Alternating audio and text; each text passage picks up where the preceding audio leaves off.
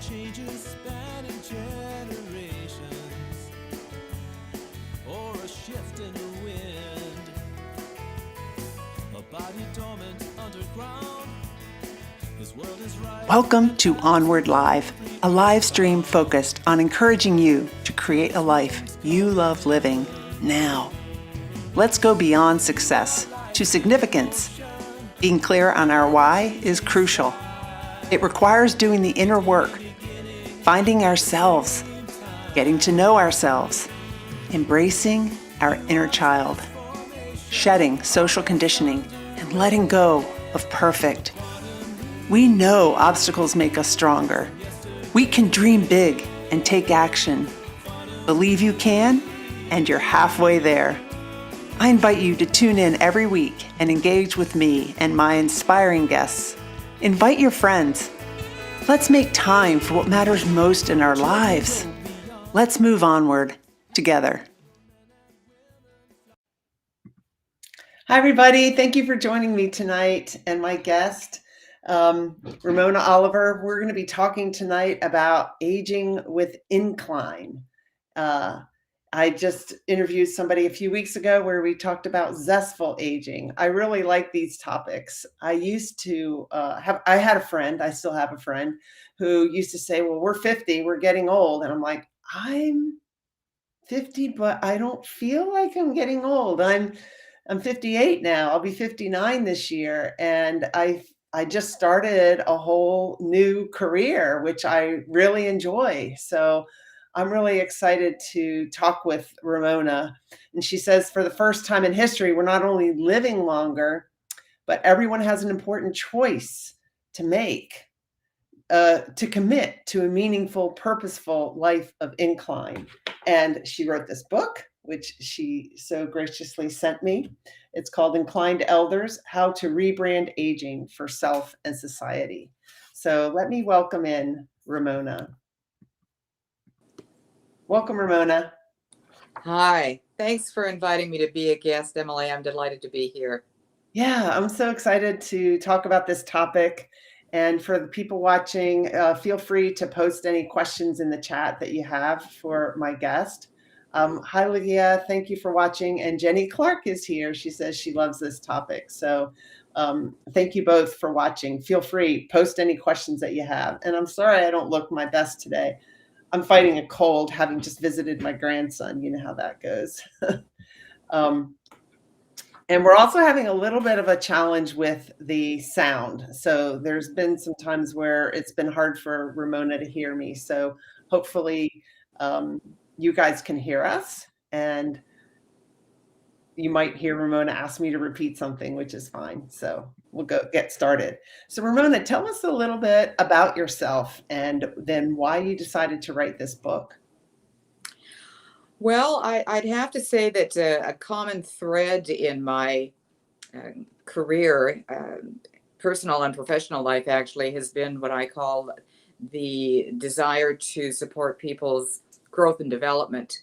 I've always had a curiosity and a zest for living and exploring and learning new things, and that's obviously extended to lifelong learning. Careers that I've had which have certainly shown this desire to support people's growth and development have been HR director for many, many years, a career coach again for many years, and director of outreach for St. Edward's University, where I promoted lifelong learning and the programs of St. Edward's. So I really see my life on a continuum, moving from one age period to the next almost, where from what I just shared, that was more adulthood, and now it's extending into elderhood. And how I got here was a few years ago, while I was in my 60s. It was interesting. I think one morning I sort of woke up and looked around and realized that I and my circle of friends were continuing to live active, meaningful, and purposeful lives. And yet there was a cluster of people that really had bought into society's negative connotation that aging is all about doom and gloom and decline. And it really incensed me to listen to all this banter from media that was continuing to promote a youth-centric society. And so I decided to start doing some research in positive aging and started exploring positive psychology, anthropology, and sociology. And really, it became very evident that we have almost had a paradigm shift in our approach to aging. And as we know, we start aging from the minute that we're born, really. And so I decided that I was going to add my voice to the conversation. And what better way of explaining to continue to live a full life than to flip decline around and call it incline, and thus inclined elders continuing to climb the hill. I love that. But let me ask you a question, because so many of us have this inner critic, what were you like, what gave you the courage to write a book like this, to write this book, to go for it? Like, what made you think, well, did you ever think, like, who's going to want to hear my voice? Why should I write a book? Who am I to write a book? I'm just curious. I've always had the ability to reinvent myself many times over, as far as my career and also my personal life. And I suppose I've just had that inner voice that has urged me on to have the courage to make those changes. And in writing this book, I really felt almost a calling, in a sense, that I wanted to share my voice, my feeling about aging with people. I certainly didn't take on the challenge for fortune or fame. That wasn't the purpose at all. It was to hopefully create something that would inspire and motivate people to realize that, wow, I can make changes in my life that will make my life more meaningful and purposeful.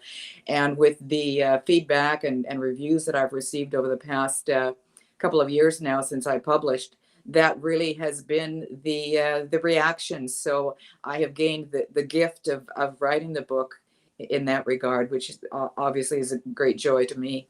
Yeah, well, you're setting the example for us all, really, by writing it and by showing, yeah, you can reinvent yourself, and you can, just because you're turning 50, 60, 70, 80 doesn't mean that you can't take on new things. My dad started taking piano lessons. He just turned 88. I think he started taking piano lessons at 85.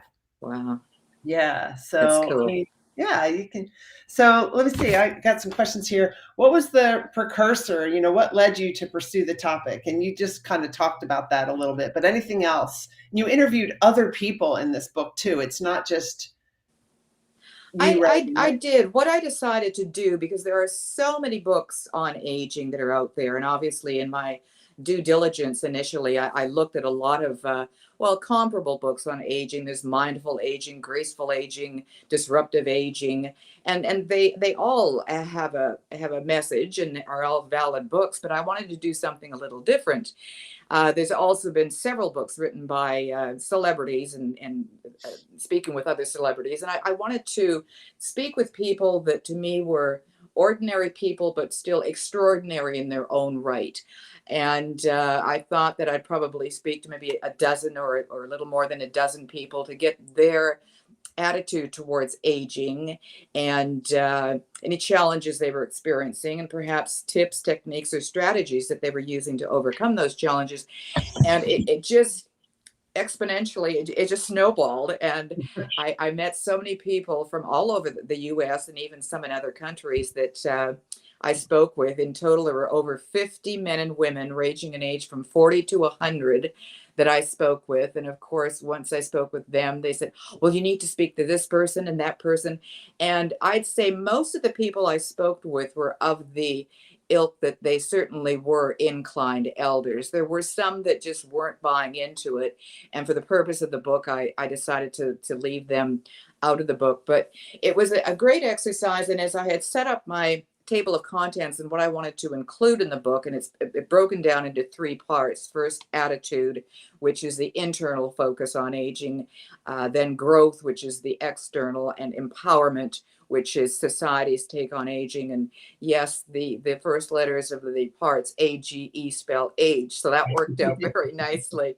Yes. But many of the people that I spoke with, and literally ranging in age from 40 to 100, uh, they have remained very, very close friends. And it was because of them that I was able to really bring value to the book. In speaking with so many of the people, it was interesting how, in listening to their stories, there was like an aha moment when I thought, oh, I can plug that one into gratitude, or I can plug his story into something else. And it just seemed to come together. And then what I wanted to do, because I'd done so much research on scientific evidence supporting positive aging, I wanted to show that, well, these are nice stories, but where's the evidence to show that this makes sense? And so I wove a lot of the scientific evidence throughout the stories to show that innately these people were acting in certain ways unbeknownst to them, but it was scientifically proven through research.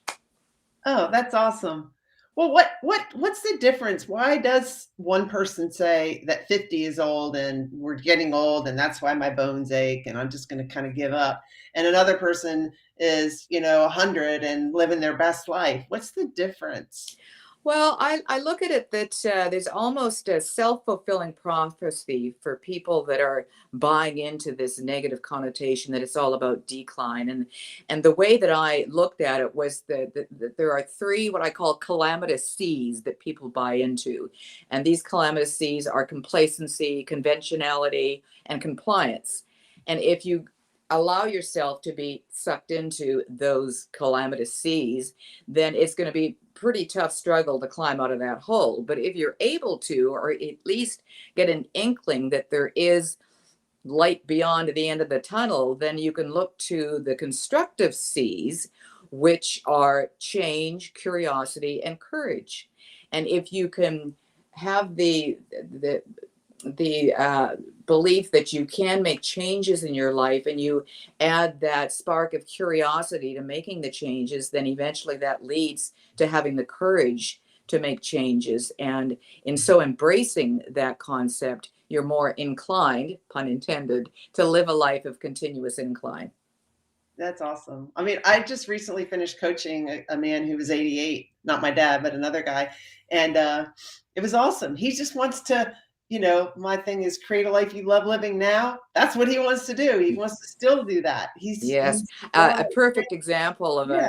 an exemplar incliner is a gentleman by the name of Herb. He was introduced to me by one of my yoga mates, and she said, "Oh, in writing your book, you're going to have to speak my father. He's 99, and his life is just fascinating." And so when I eventually met him and I said, "Well, I don't want to take up a lot of his time, maybe 15, 20 minutes," she said, "Oh, block off an hour and a half. He loves talking about his life." He came from Germany just before Hitler took power, and coming from a Jewish family, they were able to get him to the US. He was then enlisted very quickly into the army because he spoke many languages, and he fought for the Americans in World War II and actually did a lot of espionage work. Just fascinating history. And I had provided him with a lot of background material initially, so he knew where I was going with this topic. And as he's sharing his story, and he's saying, and I was inclining there, and I was still inclining at this period, and I'm still inclining now. And he was 99 at the time. The next year, he had his 100th birthday, and I was honored to be invited. And at one point, he looked over at me and winked, and he said, "And I'm still inclining."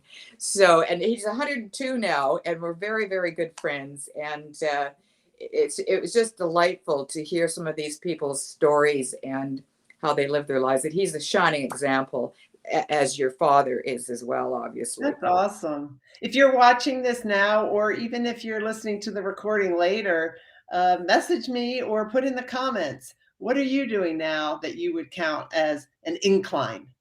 How are you aging with incline? So, yeah. So let's see. Christine says, insightful, Ramona, you're more inclined to climb that hill, not just be over the hill. Yes. I'm sorry, could you I repeat was that, reading Emily, that please? comment. It says you're more inclined to climb that hill, not just be over the hill. Yeah, when you're aging with incline. Yes. Yeah. So what do you think gives people the courage to kind of go after their dreams after a certain age? You know, Well, I think again, it's people and those that I spoke with that did have challenges in their life. They had something within themselves that just compelled them to make a change. Another story that was very, very compelling was about uh, Polly, who admittedly was a very shy person, very introverted, and she had been a school teacher all of her life and in her comfort zone, and loved teaching. And yet, when she retired, she really was at a loss as to what to do. And I know, as I'm sure you're aware, that many people, when they retire, they're sort of in the same boat. What do I do now? Because we have 20, 30 years more to live of our lives. And she finally decided that she wanted to volunteer, and she knew this was going to be a real struggle for her. But she thought, well, what do I really have a passion for that I can apply in a volunteer capacity? And she loved working with veterans. She loved the idea of being able to vote. And she thought, well, maybe I can find a volunteer service that helps veterans, and especially disabled veterans, to be able to vote. And she did her research and due diligence, and she finally made contact with a woman who led this particular volunteer group. And she was as nervous as can be. She said, I just steeled myself to go to the meeting. And as I came through the door, and I was greeted by this wonderful woman who just smiled and just greeted me with such warmth, that I wanted to help these people. And that just melted away any fears that I had. So, it's simple little stories like that that I think show you that if you take the time to want to make that change, you have that curiosity factor, and then it builds so that you have the courage to take the first steps and then progressively move from there. I put myself on mute. I'm going to go get a glass of water. But I'm going to ask you a question. So, how does someone begin to pivot and shift their mindset if they're stuck in their old ways of thinking? Well, again, that falls in line with the three constructive C's: the change, the curiosity, and the courage.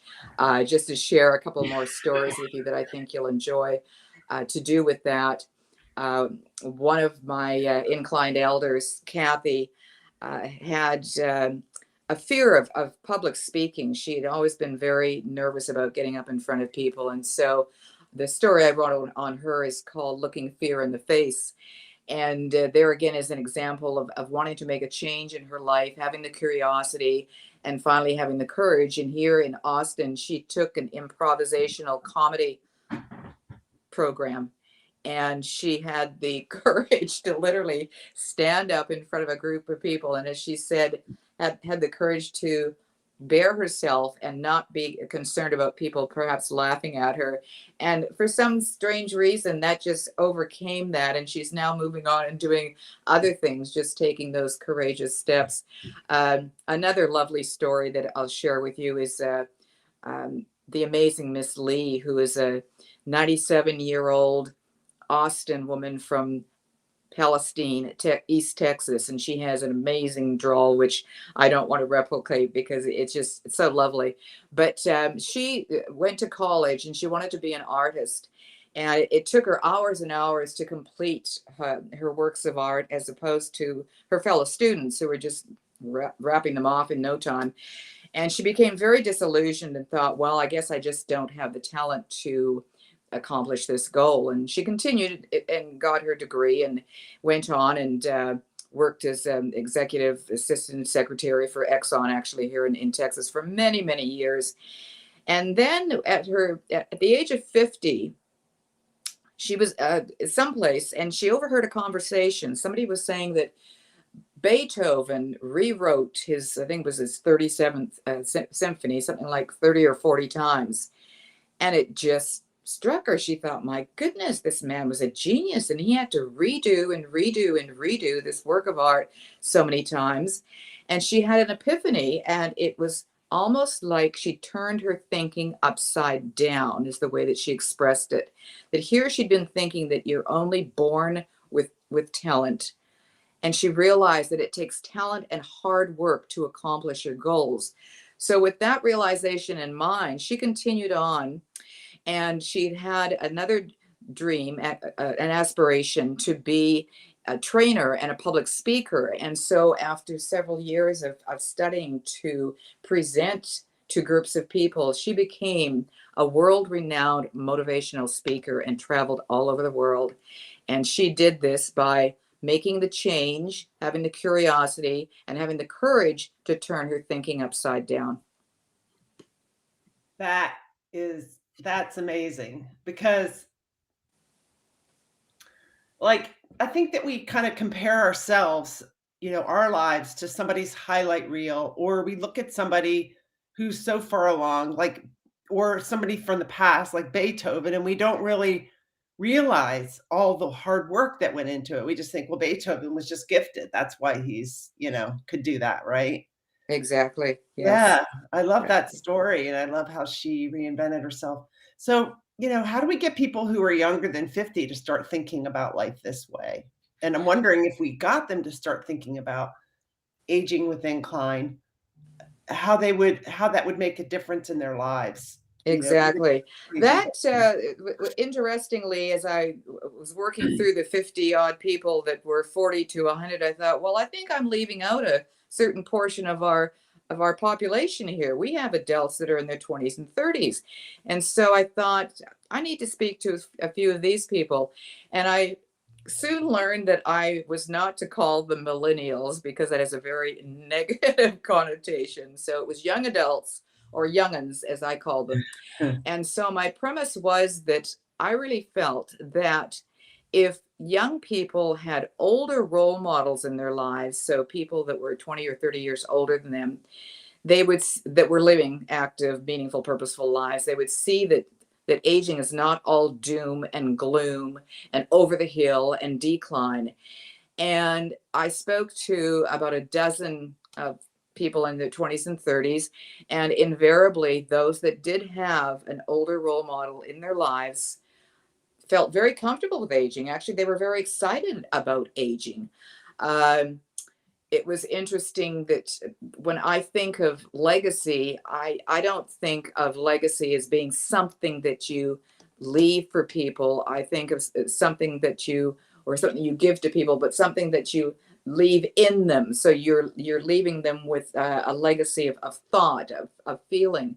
One of the chapters in my book is called Leave a Legacy and Live It Now, because I truly believe that as older adults, one of our responsibilities is to live an active, meaningful, purposeful life as we age, because in a sense, we're living that legacy and leaving it for younger generations. So we're serving as role models for younger generations. Yeah, definitely. And I would say my parents serve as a role model for me. They eat healthy foods. They take care of themselves. My mom more than my dad, but he's like 9.5 years older. But they exercise. My mom's doing pottery. They're just involved. They're just like, life is exciting. Their main complaint is there's not enough hours in the day to accomplish everything they want to accomplish. And I'm so grateful for that. That's awesome. Yeah, That's awesome. It really is. So Christine says, she was a classroom teacher turned caregiver, and now she's still turning. Now she's a podcaster, author, presenter. It's frightening. It can be challenging. It can be intimidating to try new things, to leave your comfort zone. And she says, I resolved to fail gracefully. Yes, that's right. That's awesome, Christine. So one of the chapters is the power of play. What's important about play when it comes to life in our elderhood? Yeah, it's interesting. Within the power of play, I've included the whole concept of movement as we age, or at any age, really movement. I have never considered myself athletic by any means, but over the last many decades, actually, I've become very aware that movement is, as my Pilates teacher said, is medicine. So movement is medicine to move your body. And I've been practicing yoga for over 20 years. I do Tai Chi, Pilates, Nia dancing is something that I have been doing for a few years. And I started doing that because I wanted something that was a little bit more resilient and fluid. Yoga I love, but it's much more linear and static in your poses.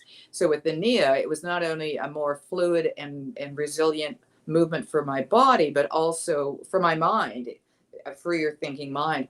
So that was something that I added, and all of these aspects of movement have been proven scientifically that increase longevity in any movement. And interestingly, the movement that has the longest statistical research on showing that it increases longevity is dancing. So that's kind of fun. And it was actually my Nia teacher that introduced me to a book called Play, The Power on the Brain, and it's a long subtitle, but it's written by a gentleman by the name of Stuart Brown, and he did a lot of research on play, not only in animals but in humans, and that it's really an integral part of our life. There have been studies done with the Japanese people that live in Okinawa that have one of the highest longevity periods, lifespans, living over 100 for most of them. And their lifestyle is not only good nutrition and a lot of movement, but playing with young children. So there's that intergenerational combination. One of the expressions or quotes that I picked up that I really liked is that we don't stop playing because we grow older. We grow older because we stop playing. And that to me just says it all. I think as we get older and you're told, oh, grow up, act like an adult. And so you become more rigid and you don't have that desire to play. And I mean, play can be described as anything. I know with my mother, for example, she was rather a reserved woman, but as she got older, if she was happy about something, she would just kick up her heels and do a little dance and jump for joy, and that was spontaneous. So it just little acts of movement like that can add so much to a person's not only longevity but just to the happiness in their life as well. So I really believe in the power of play. Yeah, definitely. And movement, that is just so important. I've watched as my dad gets older, just, my mom said, he said to her the other day, Emily's getting bigger, taller. And my mom's like, no, you're shrinking. It's just watching what happens when you get old and just the importance of movement to keep your muscles flexible, to just keep your mind going. I mean, he sits and he reads a lot. And my mom's always nagging him to just get up and walk and to move. I think he needs to do that more. That is so important. In fact, the other day I thought to myself, what's one thing I could do that would really impact all areas of my life in a positive way? And it was work out more, get up and move more, because I can tend to just like sit and achieve type, whatever. And so I think one of the other gentlemen in my book is a gentleman by the name of Bill, and he is a student of Herb's daughter, Nancy, who was a ballet dancer and now is a ballet teacher, but a dance teacher in general. And specifically what she's been doing for years is giving dance lessons for people with Parkinson's disease. And this is something that was started here in Austin, and it's just it's an amazing program that's now global. I had audited a couple of their classes, and they are truly amazing. And not only the classes, but just what it brings to the people that have Parkinson's. And the fellow that I met with, who shared with me what a joy it was to participate in these dance classes, said, well, when we dance, it provides lotion for motion. Which again is movement, but lotion for the motion of your muscles and your limbs. So it was quite a good story. We have a comment here that says, valuing our older peers is really fantastic. We have a tendency to write them off rather than listening and enjoy them. And I'm wondering that some of the people that you interviewed, how did they feel about getting older and people listening to them and valuing what they had to say and contribute? Yeah, that's a very good question, because a lot of people, as far as the aging process, really implement the concept of modification. And I think we all do this as we get older. We're still able to do some of the things that we did as we were young, modifying. For example, this is my brother, actually. He used to climb mountains, and now he hikes around them. And his adage is that I don't let the old man in as far as aging. And this was an expression that Clint Eastwood came up with, and I just loved it. And of course, he tagged on to it. So that's his expression. I don't let the old man in. In other words, that people want to talk about decline, they can talk about it. I'm not going to listen to them. So that's his attitude. But then there are others where it may, well, what should I say, impact them to a certain degree. And yet, again, I think that if you surround yourself with positive people, I'm a strong proponent for positivity, that will certainly help. I know there's 3 or 4 aspects of inclining, or being an inclined elder, that really stand out, and that was that people have a positive attitude towards aging. They continue to have meaning and purpose in their lives. Mhm. They understand and value the fact that they need to have connections and community in their lives. And they also appreciate the fact that that they can serve as a role model, and therefore leave a legacy for younger adults by continuing in this vein. So that's been an interesting observation. Yeah. So let's see. I know Maria and her husband have this chess group, and they're teaching younger people and their parents and everybody to play chess. Did any of the people that you interview, did they play chess? Yes, many do. I think that there's we have said that movement is medicine, but also there's the mental aspect, that you need to keep your mind active too. And a lot of the people that I spoke with are very involved in games of that nature, or lifelong learning, especially. And lifelong learning can also be reworded to be expressed as uh, long life learning. So, if you continue learning, then you're going to live a longer life, and that just stands to reason.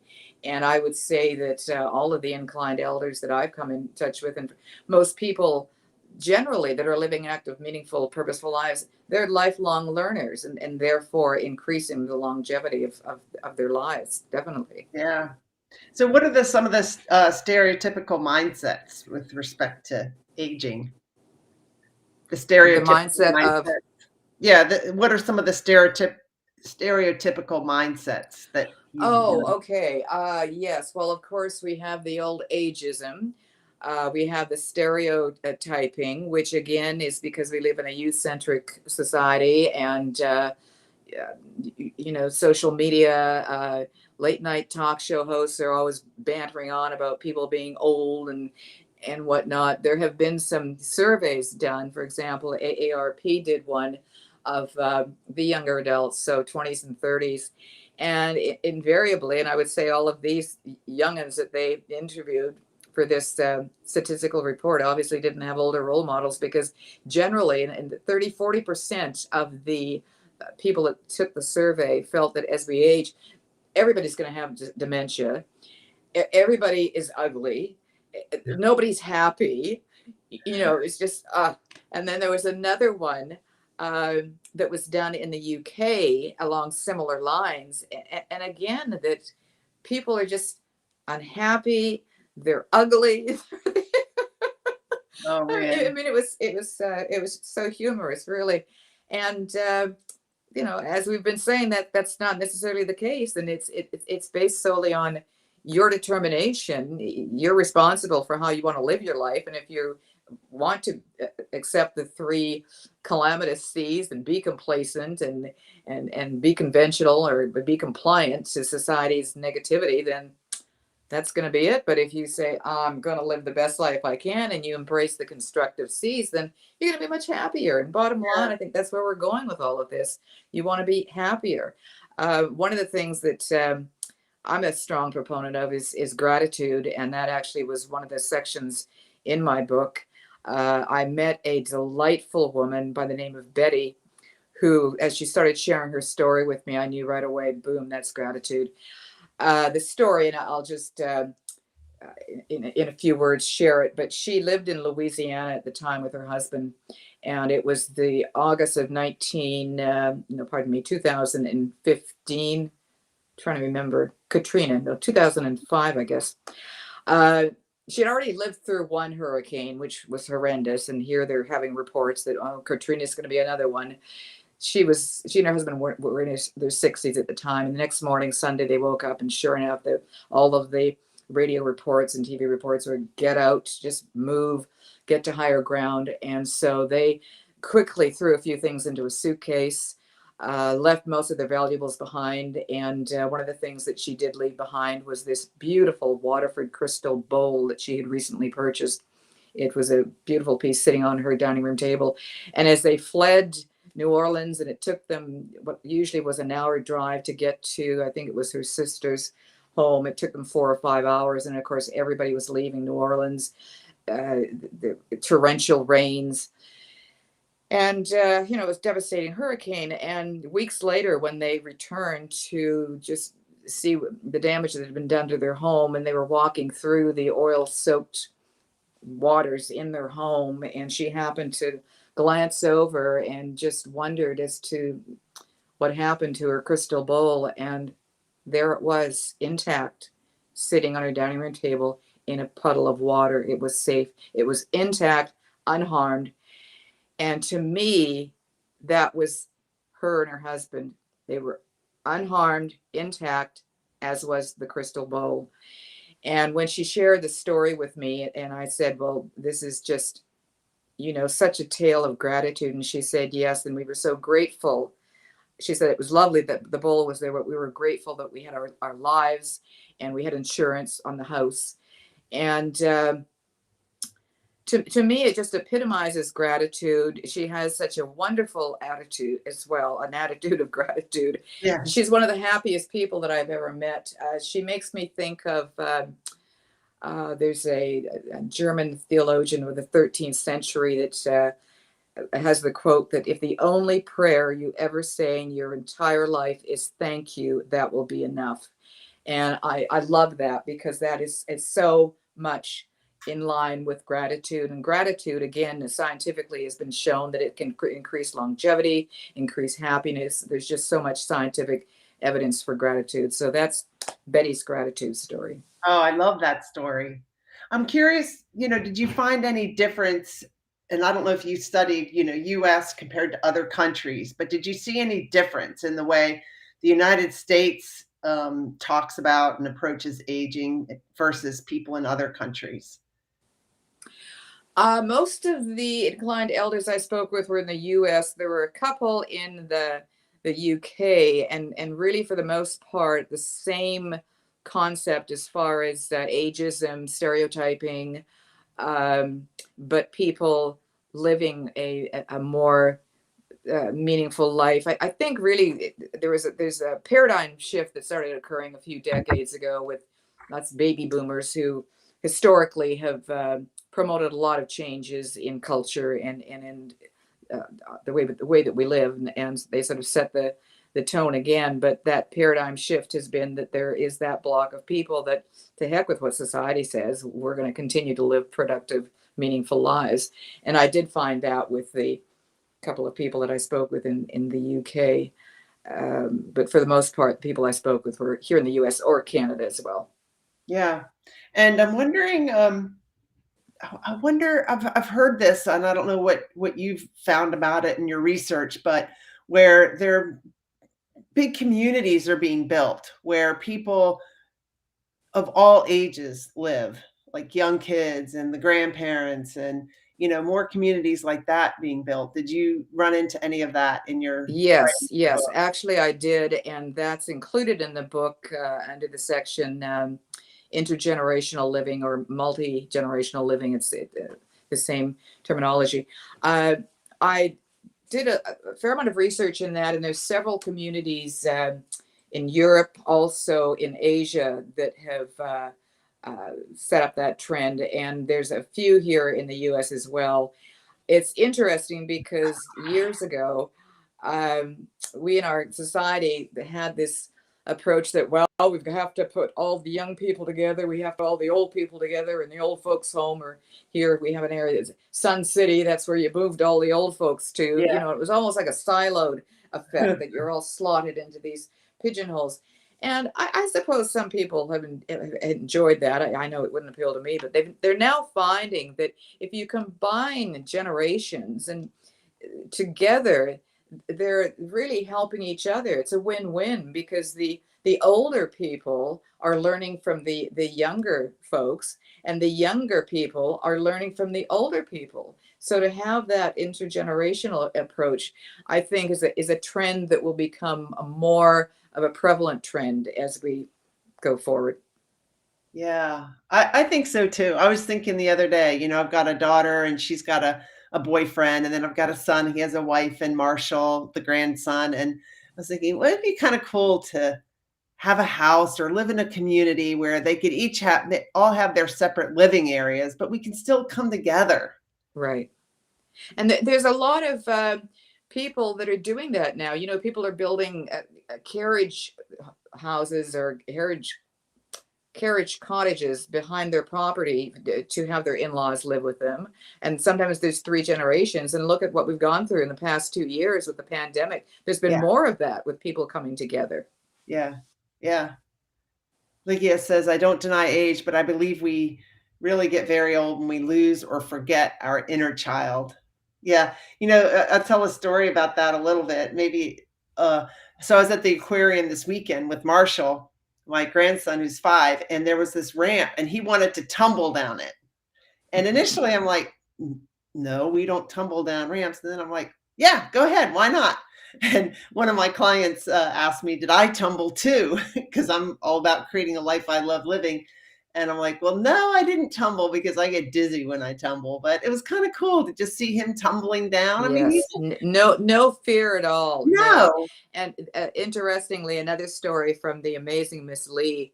She always talks about keeping the inner child alive, and that's one of the reasons why she's lived to such an old age. She shared that as she was growing up and getting older and becoming more of an adult and still being the very whimsical, fun-loving person that she was, and so many of her friends would say to her, "Oh, for heaven's sakes, Lee, are you ever going to grow up?" And she said, and years later, here I am, I'm still alive and they're all dead Mm. because she keeps the inner child alive. And that's that power of play again, right? Yeah, it sure is. It sure is. So, like, let's say somebody has this mindset of, oh, I'm getting old. How do they shift it? Well, I've looked at that, how we can change our society and us. Um, a lot of the research that I did has shown that for most of our lives, really going back into the 1900s and into the 20th, 21st century, we've lived in what we call life stages. So it's very, again, siloed. You get your education, you get a job and work and have your family, and then you retire. Sort of 3 distinct stages, no moving about. You just move from one to the other.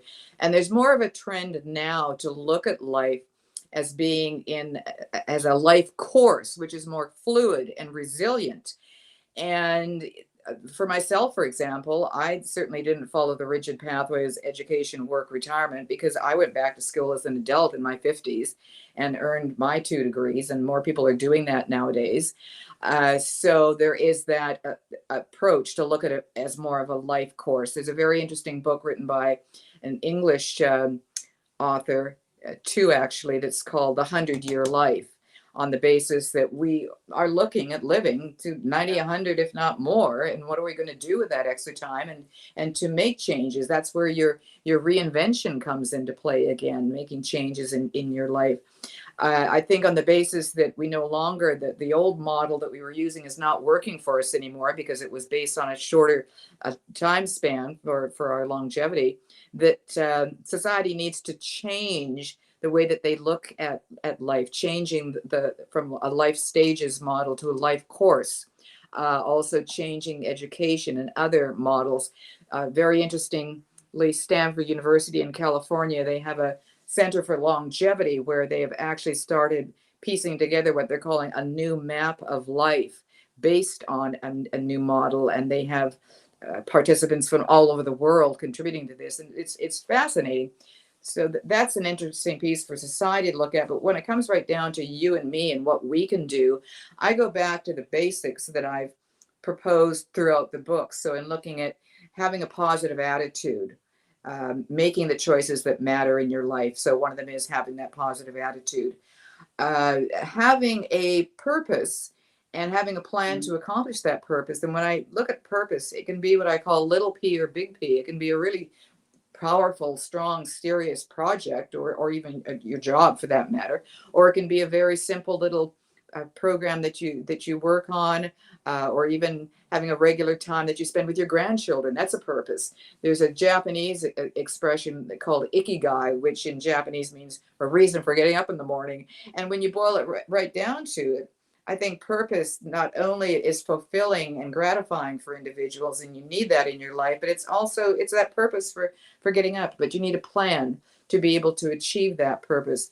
I think you need to embrace gratitude, looking at the things in your life that you're thankful for. There's an excellent little exercise called 3 good things. And at the end of the day or the next morning, you can sit down and just jot down 3 good things that happened to you. They can be very simple, and it's been proven, again, positive psychology, that if you follow this for a few weeks or a month, you'll notice a change in your life, a more positive feeling of gratitude. And of course, the extension of gratitude is resilience. So in looking at those aspects, also in appreciating that you need connections and community in your life. And again, that's statistically been proven over time that having connections in your life is important. There was a research study started in the 40s or 50s by Harvard University looking at reasons why people lived longer lives and what brought them the most happiness, and it's still in existence. There's been a book written on it, and invariably it's relationships that you have with people. If you slow down on your relationship so you don't have any, that can really slow down on your happiness, your longevity. It's interesting that over the period that we've had the pandemic, fortunately, I think more people heard of Zoom, learned what it was, and learned how to use it than anything else, because it still kept you connected to people. Mind you, it was one-dimensional, but still you had a supportive community. So those are some of the ways that we can really continue to live inclined lives. Yeah. Oh, I love that. One of the viewers asked, were most of the folks you interviewed, or did they have a robust social contacts, or were they more introspective and less social, or was it a mix? Yeah, a combination. I spoke of Polly earlier, who when I met her, she was very outgoing, fun. When you get people, when you're able to open them up and they talk about themselves, it's amazing what they'll talk about. And she was a very warm person, but when she shared with me, and I mean, this is very private for her, that she was very introverted and shy. And look at what she did in being able to push beyond her comfort level and get that volunteer position. The other one, Kathy, who looked fear in the face because she was so petrified of having people laugh at her if she stood up in front of a group of people. She was another one who is more introverted than extroverted.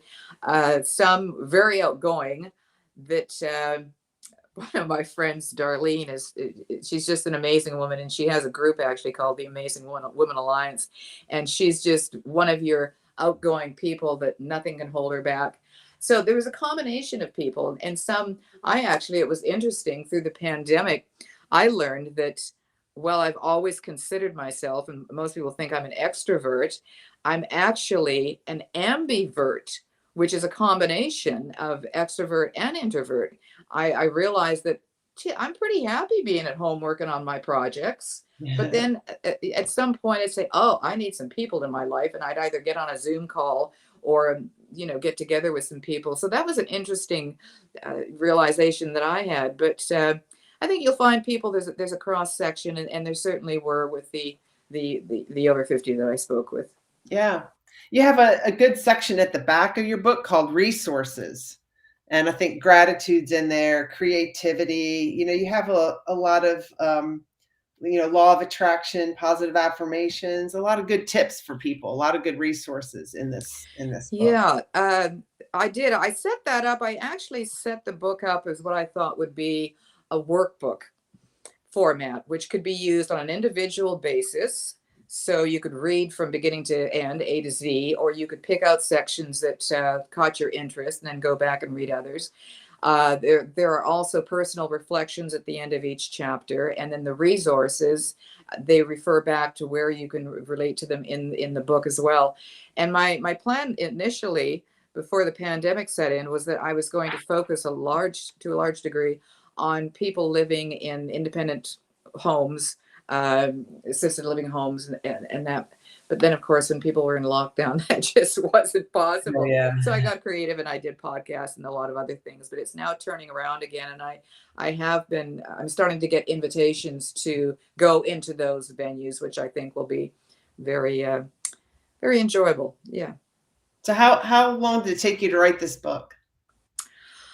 Well, from beginning to end, from when the seed was first germinating to when it was published, probably 3 years. Yeah. Yeah. Wow, that's a lot because you did all that research. That research I think would drive me crazy. You like doing that? Well, it was a labor of love overall, and one of the gifts that I derived from it was meeting over 50 amazing people that I've kept in touch with. So that was exciting. That's Very awesome. special. So here, someone with Maria was asking, what's the term for both extrovert and introvert? Ambivert? I think that's what you said. Ambivert. Ambivert. You sort of get your energy from both areas. Yeah. So let's see. I want to share your website.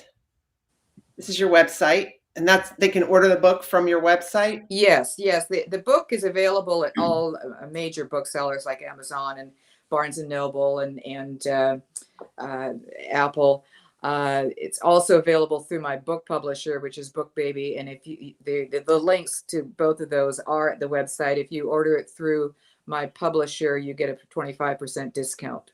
Okay, that's good incentive there. And this is the name of the book, Incline to Elders: How to Rebrand Aging for Self and Society. And this is what it looks like.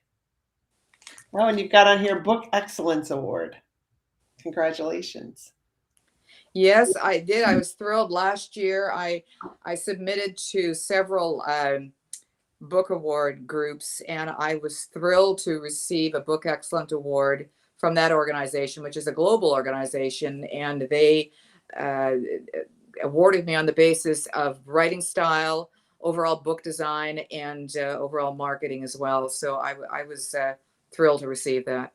Yeah. And tell us a little bit about the cover, like this picture here. Well, as I started working on the concept of the title, and I then started defining who inclined elders are, which are basically men and women who have not accepted society's negative connotation but want to continue living a meaningful life. And I have a very dear friend who helped me create the website that I have, and one of the pictures that she has on it is this ascending hill, which is representative of continuing to climb the hill.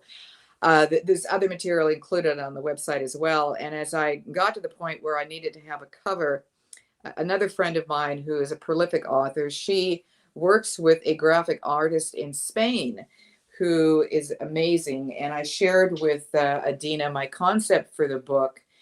And of course, she reviewed the website. And very quickly, she came up with that design. And I just loved it because to me, it's climbing the hill. And it's meandering a little bit. So it's not just straight and narrow, it's that life course thing. And I've had people say, wow, it's like an oil painting where you just want to step into it and climb the hill. So I was very pleased with it. And she also included a few birds that are flying in the air, which is a symbol of freedom to continue to live a full and meaningful life. Yeah, I love that, Ramona. So people can reach you by this email, right? And I'd love to hear from them. Yeah. And order the book and and read it. I think it's awesome. I'm not done with it yet, but I'm still reading through it, and I've really enjoyed it. Here's one I just opened up to this. Andrea, policewoman to entrepreneur. Policewoman to entrepreneur, somebody in your book. I just love the different the different stories you have, the eternal dancer, all the different people that you highlight. So thank you Well, I so much. thank you again for the opportunity to present today, Emily. Yeah, I I really really enjoyed enjoyed it. it. It's been fun. Yeah. Any last words of wisdom before we close up? Actually, I will. I spoke of Herb earlier. He is the exemplar inclined elder who's now 102. And he was the one that, moving into the independent living home, walked into the dining room the first night and looked around and said, "Oh my God, they're all so old," meaning the people that were in the dining room, because he's still young at heart. Yeah. So I wrote this little rhyme which goes, "I look in the mirror and who do I see? It's my younger self smiling back at me. While society dictates a time of decline, I follow my soul and choose to incline." Oh, I love that, Ramona. Thank you so much for sharing that. Thank Yeah. you. And thanks for being on the podcast. So, all right, I'm going to put you in the green room and then we're going to wrap this up. Thank you, everybody, for watching. I really appreciate you. And for all of those who listen to this later, just put #replay in the comments and let me know that you listened to it, or you can listen to it when it comes out as a regular podcast. I really appreciate everybody for watching. Thanks, Maria. You said great discussion. Thanks for sharing. Yeah, I was happy to have Ramona on my podcast. It's taken a while to get her here just because I have a backlog, but we've been talking about this. So I think it was 6 months she's been waiting to be on my show. So I appreciate your patience, Ramona. Thank you, Dee. Great conversation, Emily and Ramona. Thank you. Appreciate you guys watching. I'm going to play this outro. You're welcome, Ligia. Thank you for watching from Costa Rica. So I'm going to play this outro and let you guys go. I really appreciate you. I'll see you next Wednesday, 7:30, same time, same place. Onward Live is sponsored by Emily Harmon Coaching and Consulting. Visit my website, emilyharmon.com, to learn more about me and my coaching programs. I'd love to help you create a life you love living. Remember, every adversity is our own personal university.